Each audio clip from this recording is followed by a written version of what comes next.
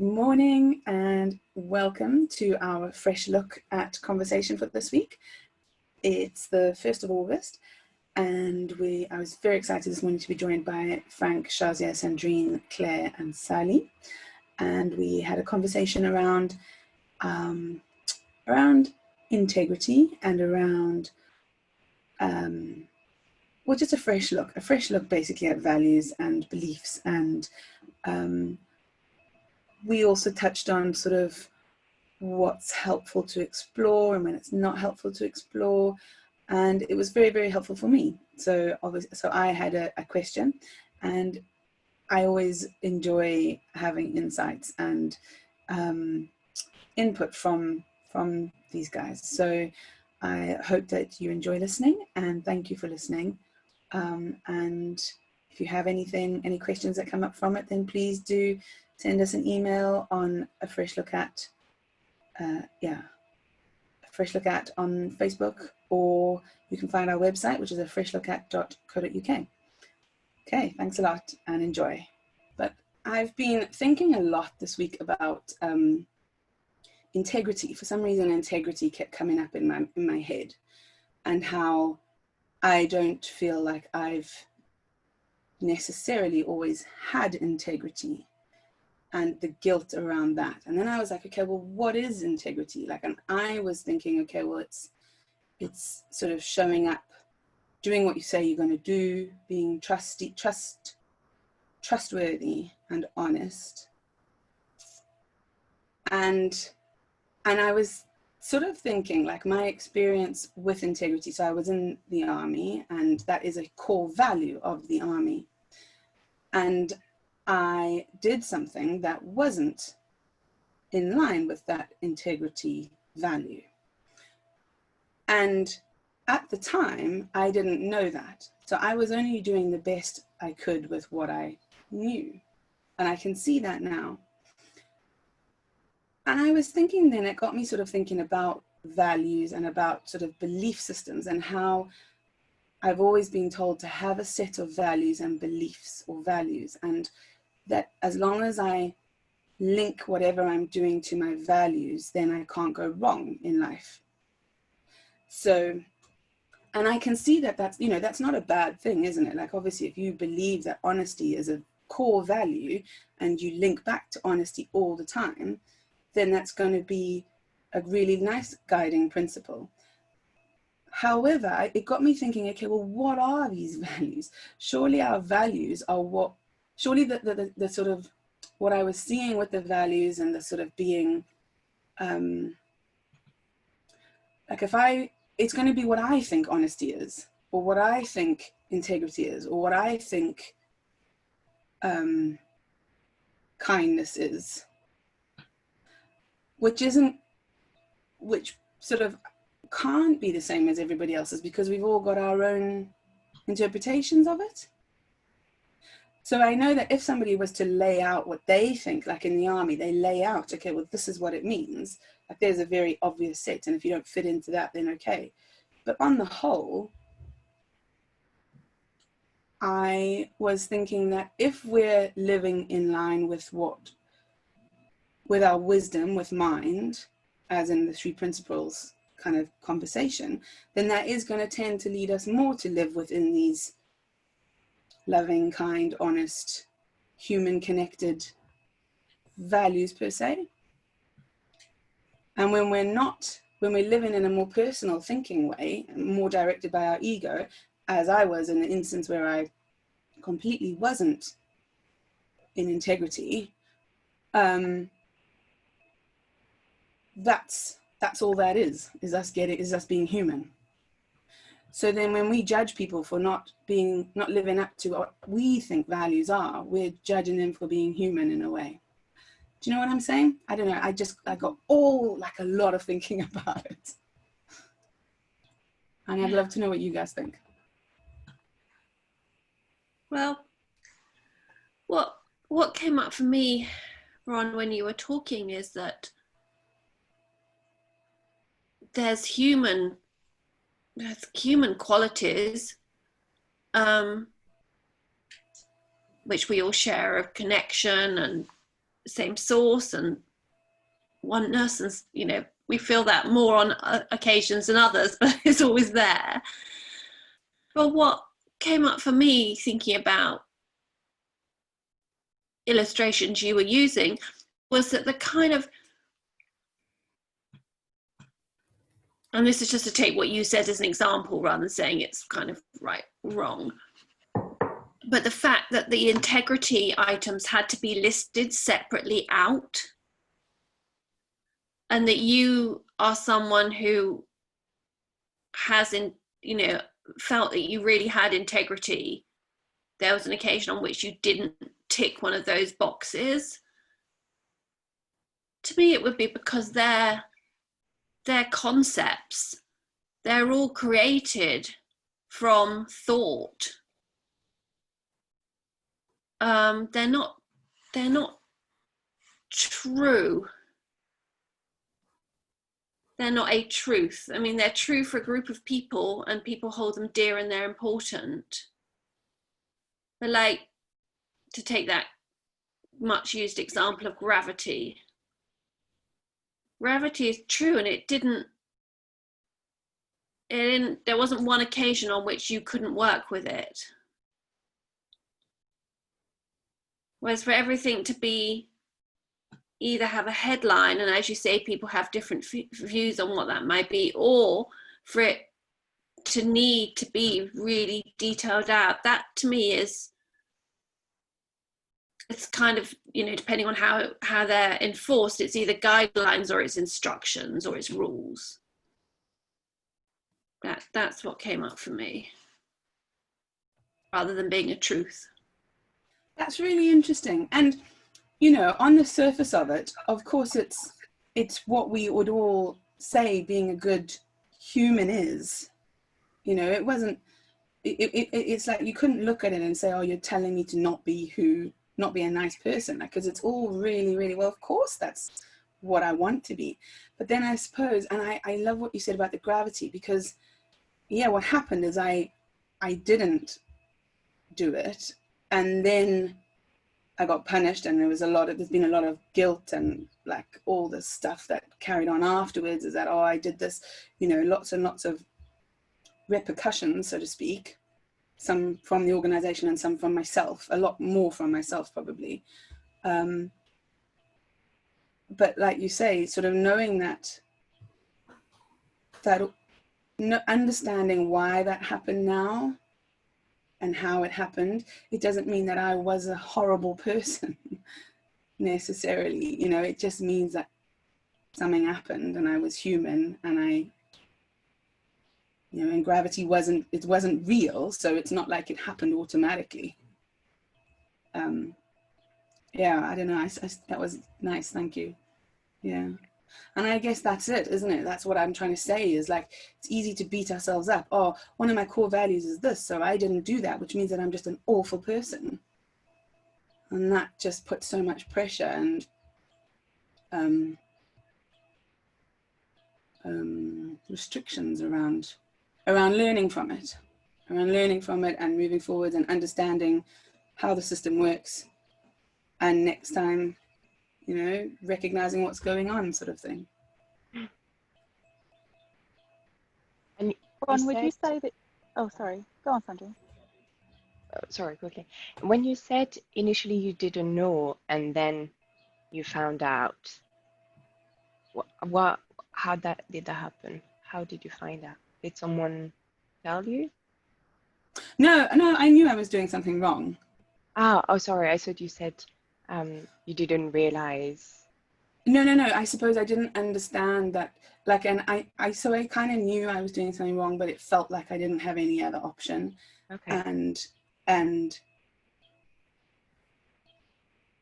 now I suppose what I didn't know was that it was just my thinking. It was my thinking making me feel like I didn't have any option.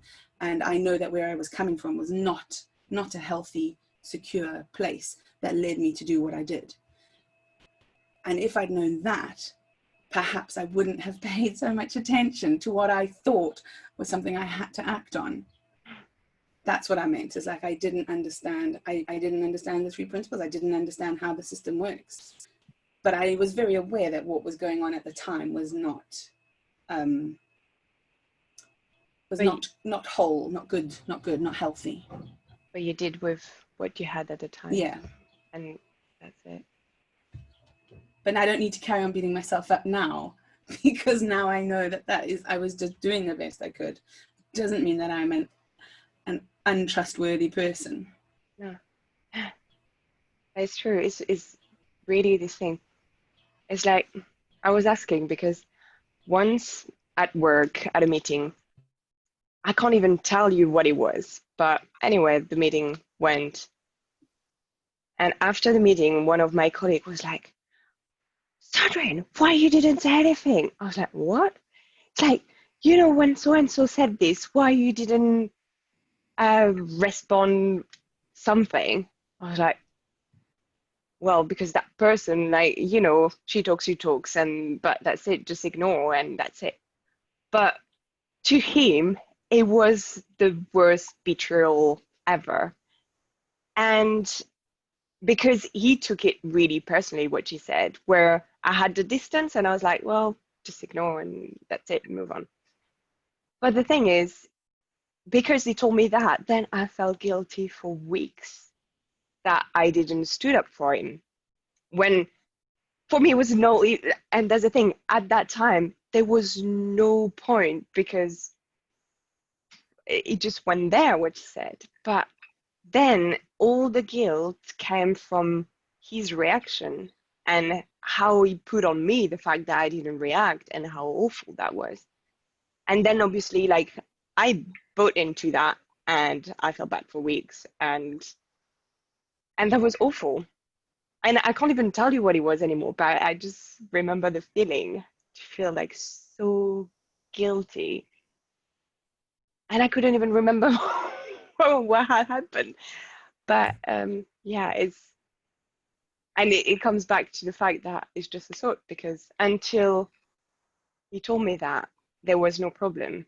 And it's just from his view, there was a problem because you hold it on really tight to what he said. When it's so funny, yeah? We had a very different experience of that moment, and how the impact of that lasted so long afterwards, just on the guilt and on like beating yourself up. That just made me think of that. It can come from so many ways. I love that, because I always, when you say that, I always think that when I'm having a moment with someone, I'm like, oh, look, there's two people and we've both got big bubbles of thinking, and the interaction is through those bubbles. It's not actually through the two people, it's through our big bubbles of thought, like all the time, that are either clashing up or melding or whatever. But yeah, that's exactly it, isn't it? And then we think that we don't, yeah. Bubble wars. But how destructive these bubble wars can be. Yeah, but they're bubbles, so they could just pop and not be there, and then we'd actually connect as humans.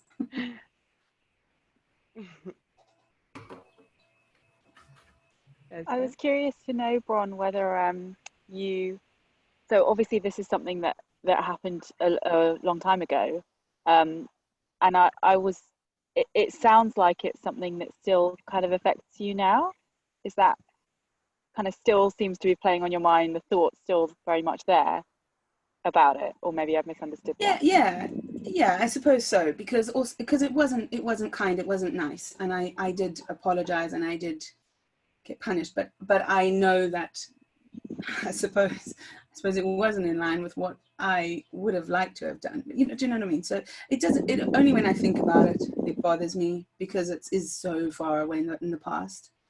But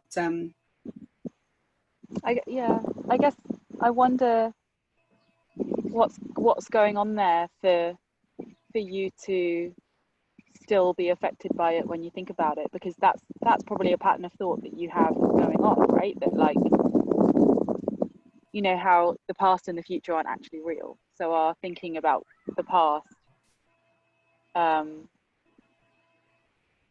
don't know, I was just curious about that, because we can only be affected by our thinking, we can't be affected by what actual events that happened in the past, right?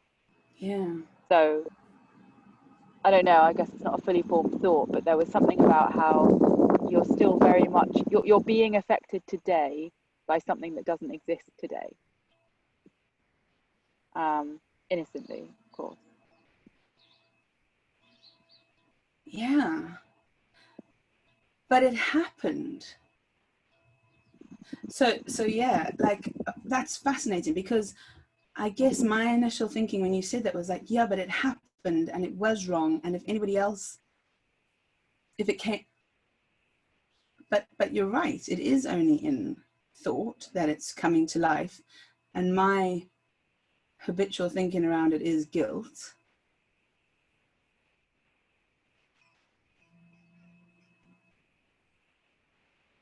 Yeah, so why do I think about it? Is that what you're asking? That's what I'm asking. Why do I think about it? So I guess where my mind just went when you asked that was, I know that you've seen you've been doing the One Thought online course, and you watched that last video that we talked about on Wednesday, and you know how Aaron has his checklist that Frank was talking about, where you know, you ask yourself, well, am I willing to consider that it's just a thought? And it's like, well, okay, if not, then go back to that. And if I am, then, well, am I willing to consider that the experience that I'm having is just a symptom of a lack of clarity about that? So a lack of clarity about integrity, or I have a lack of clarity when it comes to that particular event or something like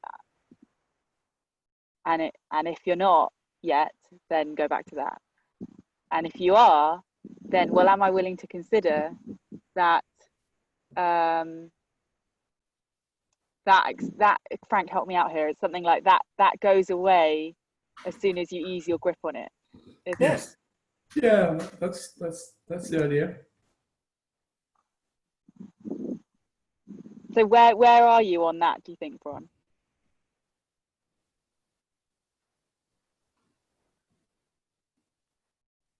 So just to go, so am I willing to consider that it's thought? Yes. What was the second one? Are you willing to consider that the experience that you're having about it is just a symptom of your lack of clarity? Yeah, I do. But what's interesting is that my clarity, like in my head, my automatic thought was, yeah, but like clearly it was wrong. But that's not what we're asking. We're asking my lack of clarity on my sort of thinking scale, or like insecure, clear thought. Am I willing to see it in a clearer way or not? Yeah. And then the third one was, am I willing to let it go? No. No, that's yeah. Well, I don't think it's are you willing to let it, I don't think it's necessarily are you willing to let it go, but are you willing to see that when you do let it go, something different happens? Yeah, okay. Because Okay. to let it go feels like, oh, push it away, forget about it. And of course, that is its own version of attaching, right? Yeah. Because it's like you're attaching to the rejection of a thought, which is just really keeping that thought stuck, right? So when we're like, oh, I really don't want to feel this way, and I feel sad, but I really don't want to feel sad, you're really attached to the feeling of sadness. So I guess it's not, are you willing to get rid of it in your head? It's more like, do you really see that when you do become gentler around it, when you do ease your grip on it, your experience will change? Yeah. And that is true, because that happens. I do not think about it 24/7. I very rarely think about it. It's just that when I do think about it, it comes on at me. And I guess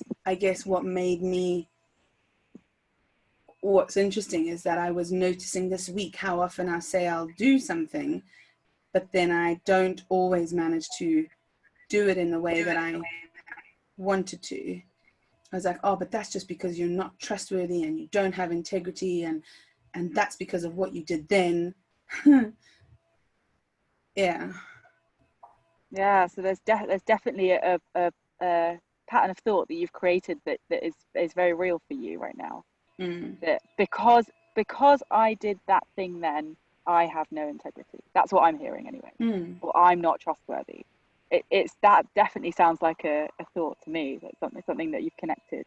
That they're actually, they don't seem like there's a cause and effect there, but it might feel that way to you right now. Yeah. Cool. Thank you for going through that, because I hadn't really, like, it was a little bit out there for me, but that was really helpful going through that real time. Thank you. You've just been shazzied. Sorry? You've just been shazzied. Yeah. It's Shazia, by the way. Shazzied, sorry. And also that there's nothing to do with that. You know, it's not something you need to work on, or it's not something you need to address. It's just you have the thought and you can dwell on it as long as you want to when you see you have that option, you know, which is the helpful part, because there's not like, now you've got to go and do some work on that area, or now you've got to ruminate on it. Like, if you want to ruminate on it, you can, but you don't have to. And that's where the helpful part of this comes from, I think. Because like, we can analyze that to the nth degree, couldn't we, where it's come from, and all the other situations that it's arisen in, and other situations where it hasn't arisen, and examples where it's not actually, that's not true. But none of that is helpful. What's helpful is exactly what Shazi was saying, that when you're not gripping onto it as a thought, that you get a fresh experience. Like, that's the helpful bit.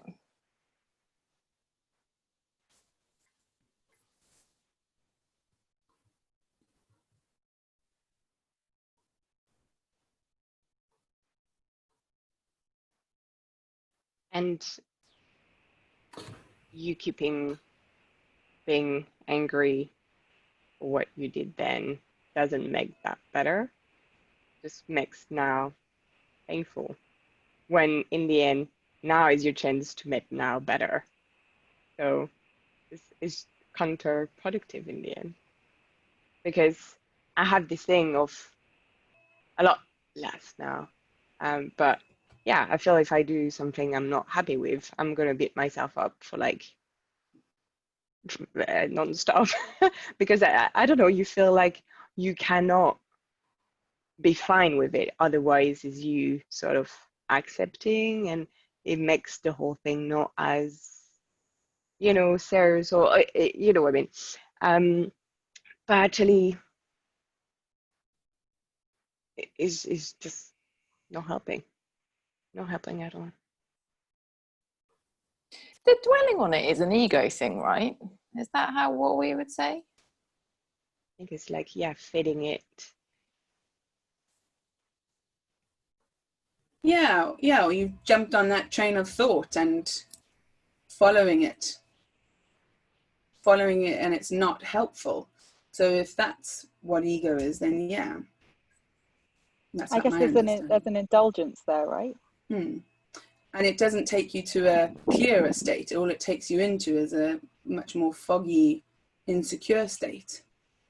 I'm not sure it's really helpful to kind of put labels on it that make it sound bad, though. No. In the sense that I think it's helpful to recognize that it doesn't go anywhere useful. But if you turn it into, you know, the demon ego, then you're setting up a kind of conflict inside yourself, that you've got to wrestle this ego to submission somehow, or, you know, that you're indulging yourself, and that's got all sorts of weighty connotations that you know, that's also evil. I think it's just nicer to keep it lighter, to just say, you know, it looked like it was a useful way to go, but you're beginning to see that it doesn't actually go anywhere useful.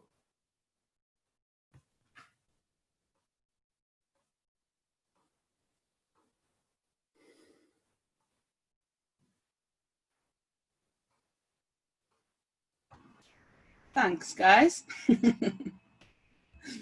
That was helpful. Yes, Frank. I'm just going to say, when you said, have we got anything to talk about this week? I mean, I didn't come forward with this because it seemed so flimsy, really. But I've just been noticing how easy it is for thoughts to float in that seem like they're significant and that they need more attention. They need some sort of resolution. There's a few times this week where I've just noticed that I felt a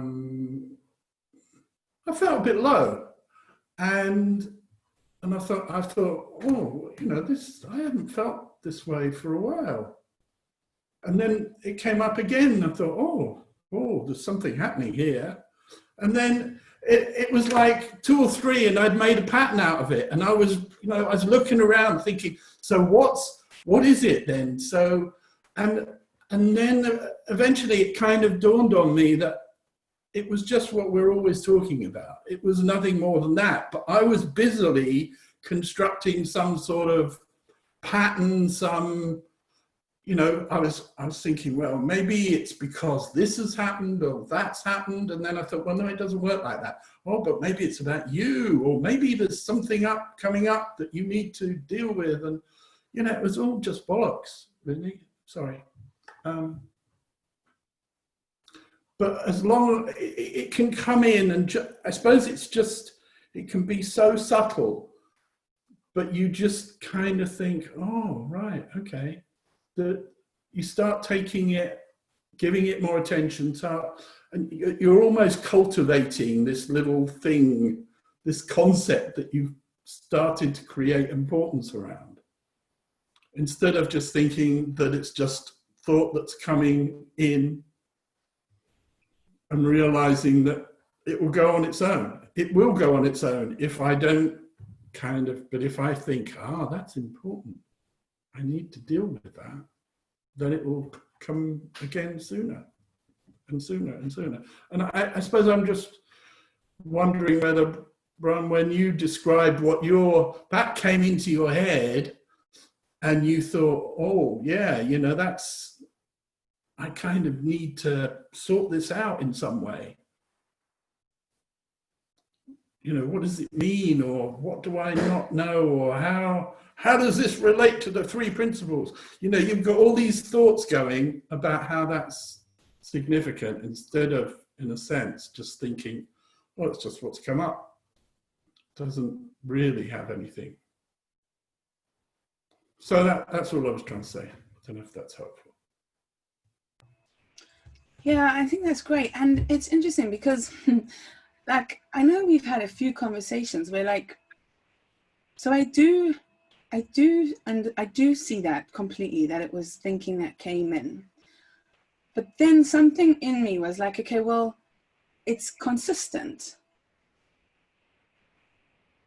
And so when do you, it was helpful to have this conversation and this exploration into, okay, well, what's going on, and, kind of how and why to a certain extent.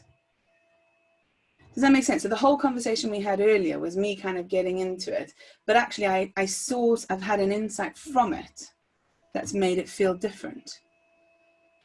So, but if I just said, oh, it's just a thought, not, I know that always sounds a lot more glib than we mean it, but then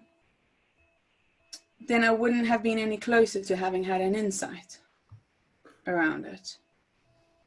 You could have had an insight that it is nothing more than a thought that you're giving additional attention to. Yeah, so basically we got to the same place, just in a longer roundabout way. Yeah, I mean, saying that this conversation can't be helpful if we didn't think that, we wouldn't be having it. But yeah. It's not that you can only have an insight by having a conversation with somebody else. If we thought that, then we would kind of, you know, that this whole thing is about recognizing that we can have insight at any point. Yeah. But Bron, it's also for me, it would be, you know, me coming to a conversation like this and getting a genuine insight, and me ruminating my head, telling myself it's just my thought, because I know I don't get insights from that, whereas I do get insights from kind of coming and having their, you know, the words are the same, but the experience is not the same for me. But that's not what we're talking about, Sally. So, oh, sorry. Well, to me anyway, if you're ruminating, you're looking in the opposite direction. Yes. What Bron was saying, you're right. If you kind of, I mean, in effect, what you're doing is trying to analyze your way to an insight. And insights don't come from analysis. You know, when we started off, Bron basically launched a philosophical conversation about, you know, the rights and wrongs of integrity and where it fits in moral compass and all that thing. I mean, interesting conversation, but not where an insight's going to come about how her internal guidance shows up for her. So ruminating, you know, that very word points to the fact that you're doing that analysis stuff. And you're right, you'll never find an insight that way. But finding an insight because you realize you're ruminating, that would be useful.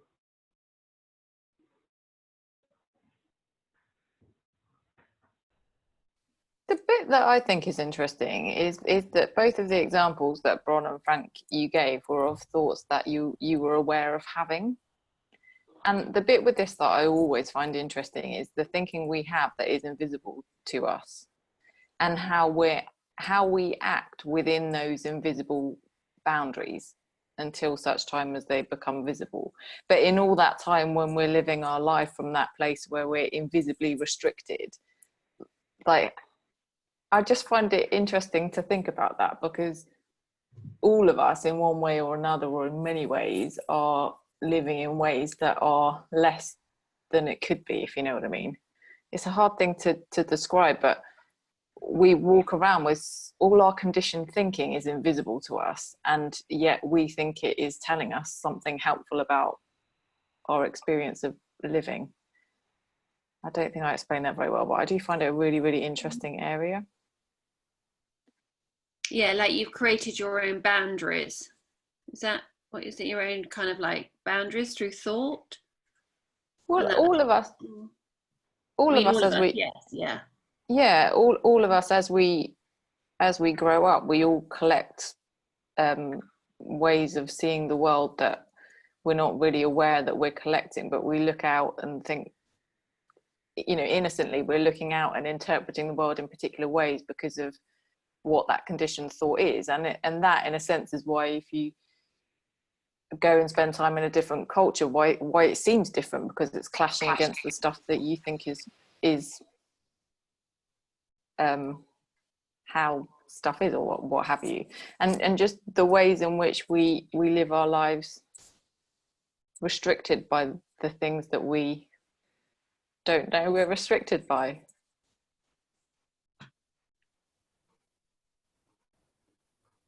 Yeah, and I actually think that's where it came from, was sort of noticing that I was in this feeling and this constant pattern. And then I suppose I tried to figure out why, which is where I got to. But yeah, definitely, I hear what you're saying. And it often doesn't show up as something that we know what we're thinking. And you know, when you said, oh, but it keeps happening, and when you said that, is it that, oh, it keeps happening, so it must be true? Because in the end, not because something keeps happening that it is true or more important.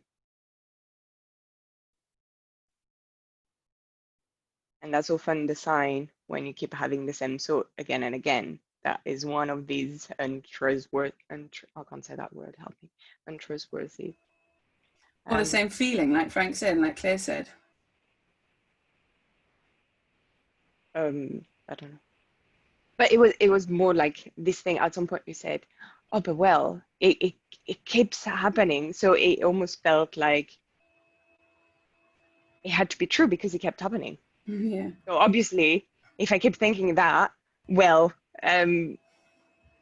obviously it's true, and obviously, like it's important because it keeps coming. But actually not. It's not because something keeps coming to your mind that it makes it any more true or any more important.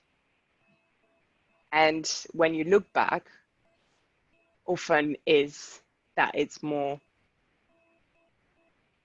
an helpful thought that just you go round in circle with the same thought and there's nothing fresh coming through.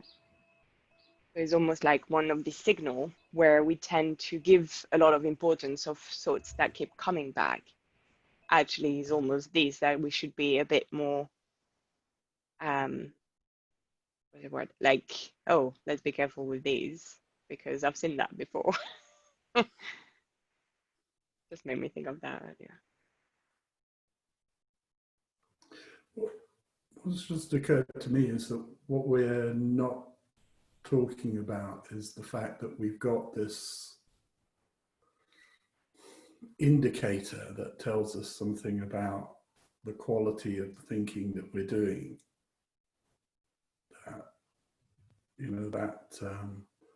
mean, Aaron used the term clarity of mind, but that feeling of well-being, or the other end, the feeling of heaviness and tightness versus the expansiveness, that's really telling us how, whether that thinking is healthy and serving us, or whether that thinking is unhelpful and that there's something more to be seen there. So, that feeling of guilt is definitely one of those feelings that's pointing to the fact that you're in a lower clarity of mind. You're down more in the swamp end of things, and that there is something else to see about your thinking in that situation.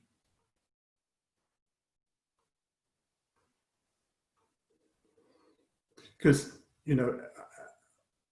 what in that lesson 9, what Aaron was talking about, sorry, for those of you that haven't watched the online course, the lesson 9 is the last lesson, and he's basically kind of pulling it all together.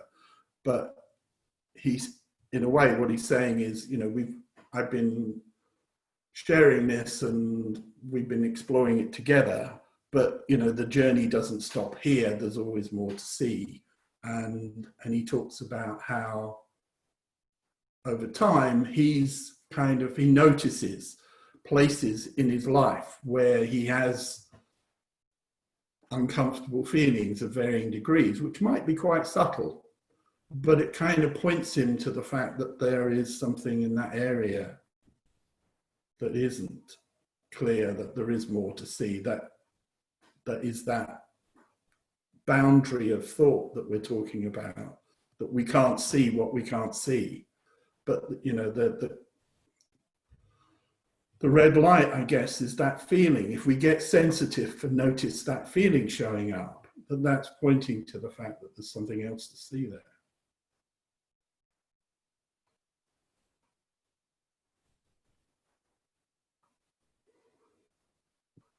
Yeah, and what was helpful for me as well was in the example that Bron gave, it was like you have one thing that happened and then you find current things to add to the list. Like if you're, I don't know, a Toby jug collector, you've got one Toby jug and then you get another one, you get another one, you get another one.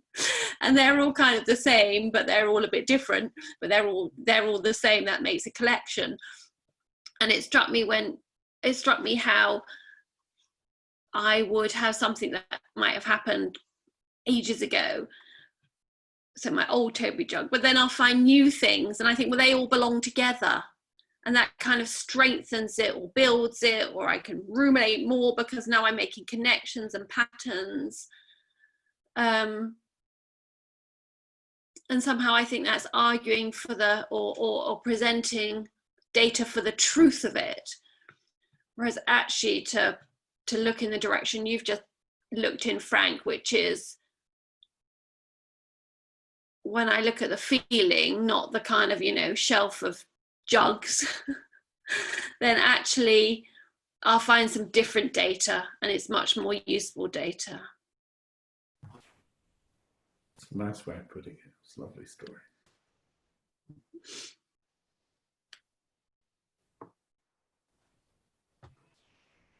Fab. Thank you very much. Anybody got anything to add before we say goodbye?